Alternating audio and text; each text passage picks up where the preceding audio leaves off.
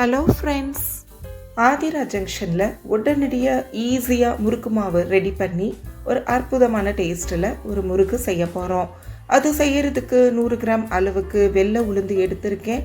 அதை நல்லா 2 முறை கழுவிட்டு குக்கரில் போட்டு மூழ்கிற அளவுக்கு கொஞ்சம் கூட தண்ணி ஊற்றி நல்லா கொதி வரவும் மூடி வச்சு அடுப்பை மீடியம் ஃப்ளேமில் வச்சு 2-3 விசில் விட்டுருங்க.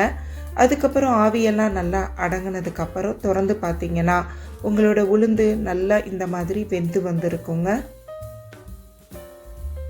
இப்போ உளுந்து ஆறுனதுக்கு அப்புறம் அந்த தண்ணியோடு சேர்த்து மிக்ஸி ஜாரில் அரைச்சிக்கோங்க. நல்லா கூழாக இந்த மாதிரி அரைச்சி எடுத்துக்கோங்க.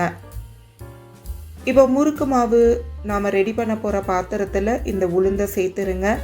இதுக்கு 2 மடங்கு அரிசி மாவு எடுத்துக்கோங்க. அதாவது 200 கிராம் அரிசி மாவு எடுத்துக்கோங்க. இப்போது கைகளில் நல்லா கசக்குன ஓமத்தை 2 டேபிள் ஸ்பூன் போட்டுக்கோங்க.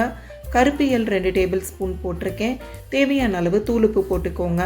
நீங்கள் இதில் 2ல் ஏதாவது இல்லைன்னா சீரகம் கூட சேர்த்துக்கலாம். 1 டேபிள் ஸ்பூன் அளவுக்கு பெருங்காயத்தூள் சேர்த்துட்டு நல்லா கிளறி விட்டுருங்க. இப்போ 2 டேபிள் ஸ்பூன் மட்டும் நெய் ஊற்றிக்கோங்க. இது ஒரு வாசனைக்காக இருக்கட்டும். ரொம்ப ஊற்ற வேண்டாம், அப்புறம் முறுக்கு ரொம்ப முருகலாகிடும், அதாவது நொறுங்கி போயிடும். இப்போ கொஞ்சம் கொஞ்சமாக தண்ணி ஊற்றி மாவை நல்லா பிசைஞ்சு விடுங்க.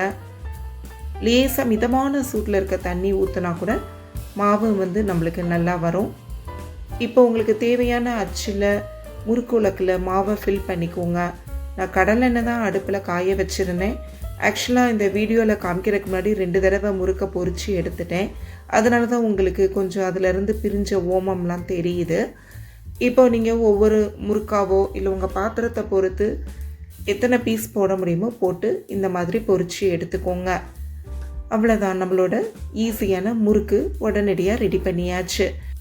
உளுந்த மாவில் செஞ்சுருக்கனால இந்த முறுக்கோட டேஸ்ட் ரொம்பவே நல்லா இருக்கும். இந்த ரெசிபி உங்களுக்கு பிடிச்சிருக்கும் நம்புறேன். பிடிச்சிருந்தா ஆதிரா ஜங்ஷனை லைக் பண்ணுங்கள், ஷேர் பண்ணுங்கள், சப்ஸ்கிரைப் பண்ணுங்கள். மறக்காமல் பெல் ஐக்கானை ப்ரெஸ் பண்ணிவிடுங்க. மீண்டும் ஒரு ரெசிபியுடன் சந்திப்போம்.